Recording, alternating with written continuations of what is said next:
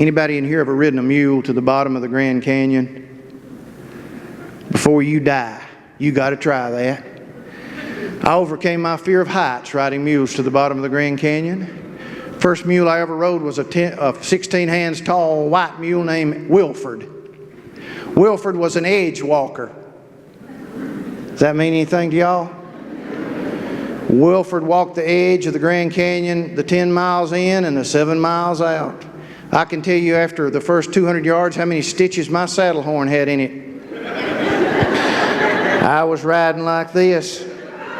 I was afraid to look up until I made the determination, if I don't trust this mule, I'll never see the Grand Canyon. It scared me, so I went back in 6 months. There was 6 inches of ice and snow on the trail for the first half mile. My mule's name was Skidmark.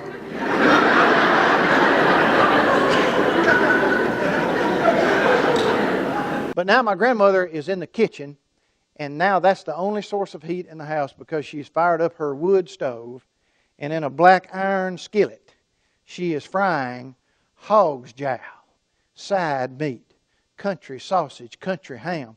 You're an educated audience. You're thinking cholesterol. We did not have cholesterol back in those days. If we had, we would have fried it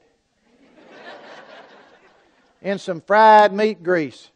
My grandmother used to save all these jars of fried meat grease. You know, you don't know how to season food without some fried meat grease. She had all these creative uses. If I cut my finger, she'd put a little fried meat grease on it. That salt would kill anything.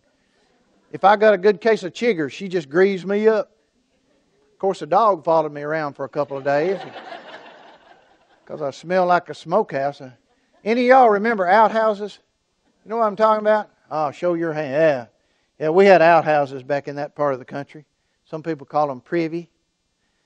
A sign of prosperity back in those days was a two-holer. My question always was, who would you want to sit with? After I'd been in the speaking business for several years, my picture was on the front page of the Carthage Courier in Carthage, Tennessee. That's the local paper. That's a big deal to your mother. And my mother calls me on the phone and she says, "Well, I hear you're going to be in town Friday night. Speak to the local farm bureau." I said, "Yes, ma'am." She said, "Well, you didn't tell us." I said, "Well, Mother, I didn't think it was that big." "Well, it is a big deal. And we probably won't come. But you should have said something about it." And I said, "Well, Mom, I'm sorry I didn't say." She said, "Well, I've talked to your dad about it and he said he might come." Well, I didn't get my hopes up. But I got there that night to the local high school cafeteria and I looked back in the audience and there's my dad.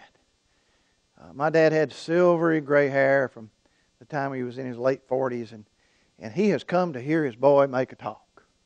And I'm excited about it. So I do my thing that night and some people laugh. And after it's over, some other people came around and said some nice things. And I look back and I thought my dad would leave early, but he's waiting.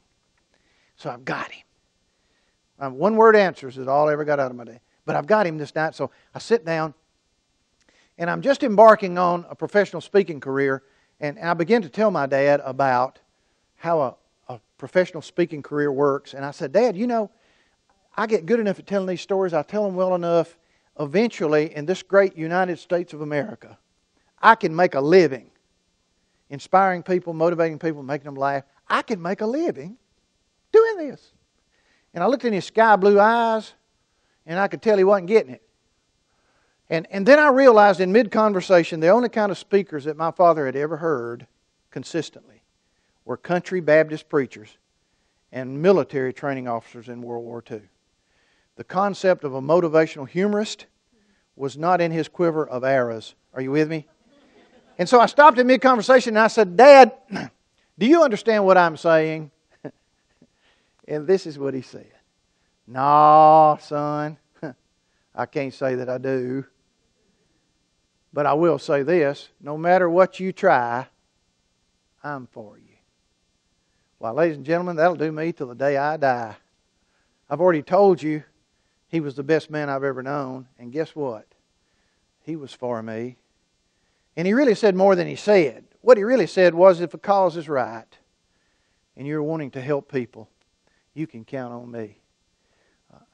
There are all kinds of things we can say about our world, what's coming, what's obviously coming, the difficulties that we face, the challenges of our time. There are all kinds of things that you can say. I would challenge you to commit yourself to having something good to say.